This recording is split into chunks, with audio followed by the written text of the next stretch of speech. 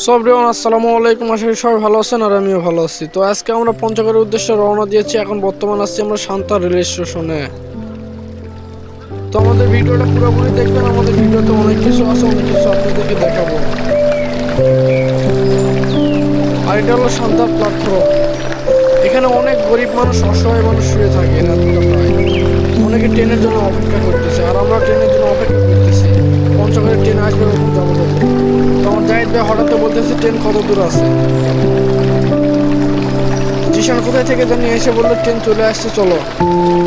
তো ট্রেনে ইতিমধ্যে চলে এসেছে। আমরা ট্রেনে উঠবো থেকে আমরা সবাই রওনা দিয়েছি পায়ের ভিতরে হাঁটতে হাঁটতে। মূলত আমরা ট্রেনে উঠে গিয়েছি, আর থাকবো না সান্তাহারে। চলে আসলাম, তো শেষ মতো চলে আসলাম পঞ্চগড়ে। তো পঞ্চগড়ে সকালবেলা প্রচুর কুয়াশার, প্রচুর শীত। নওগাঁত কোনো শীত নাই, আর ওখানে তো প্রচুর শীত, কুয়াশায় কিছু দেখা যাচ্ছে না সামনের রাস্তাতে। তো আমরা এখান থেকে ডাইরেক্ট চলে যাব চা বাগানে। চা বাগানের উদ্দেশ্যে আমরা রওনা দিয়েছি। এটা অনেক সুন্দর একটা গেট করছে এখানে। তো গেটটি দেখে আমাকে ভালোই লাগলো। হুটহাট করে এমন এমন কথা বলতেছে, মজাদার কথা।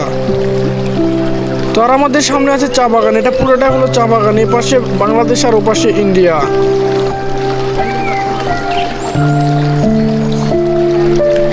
বাংলাদেশের অনেক লোক যায় চা বাগান ঘুরতে।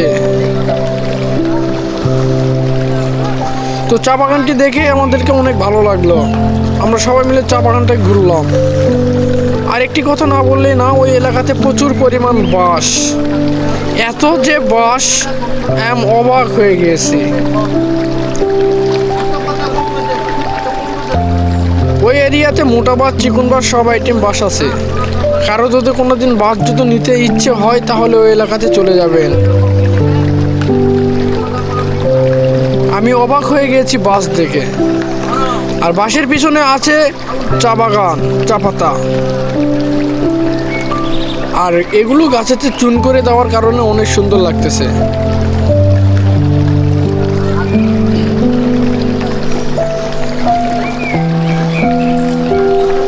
তো ভিউ নেওয়ার জন্য আমি গাড়িওয়ালাকে বলেছি, গাড়িওয়ালাটা আস্তে আস্তে যাও।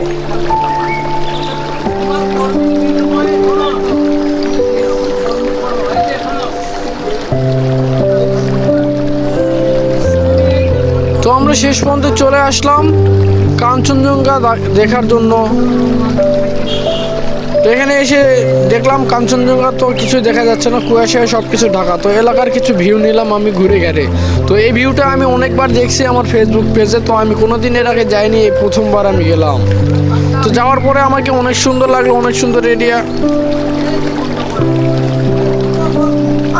এখানে পানি দিয়ে বালু তুলে, বালু দিয়ে পাথর তোলে, কুচি কুচি পাথরের বাচ্চাও ওঠে এখানে থেকে।